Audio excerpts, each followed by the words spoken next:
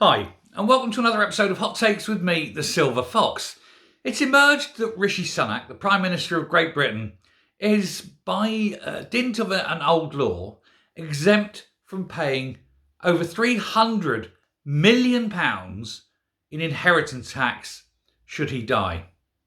That money would otherwise go to the HMRC. If you or I died, they would take their money.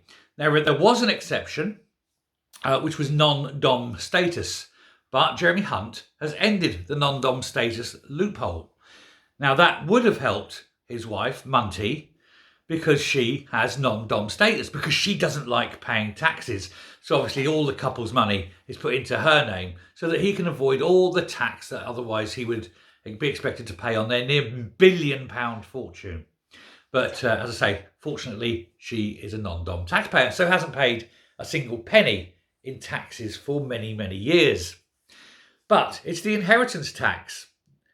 You see, because of an old, and now it's not his fault, I'm not blaming him for this one, but because of an old treaty written in 1956, the spouses of Indians are exempt from paying inheritance tax on wealth held outside of the country. It extends only to Indian subjects living in Britain. Now, I would suggest two things here. One, that's deeply racist, and so therefore I identify at this moment as an Indian for the purposes of inheritance tax. And if anyone says anything against it, well, I'm just going to say that's racism, you racists.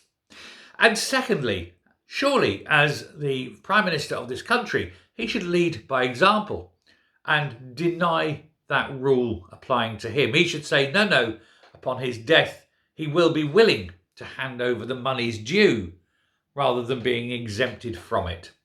Not that it matters to him, of course, come the next election when he gets booted out, if he survives that long, of course. He will just take his billions and piss off to America because he's got a green card, lifting all that money away from the UK in total. Not my first choice, I think, as someone I want leading this country. And it would be nice if we had, someone who was indigenous to these lands, leading at least one of the countries of the United Kingdom. Seems not to be the case, does it? Hey ho, if you can avoid paying the tax, I suppose, through a racist tax law, you'd take full advantage, wouldn't you, Rishi? Thanks for listening. Bye.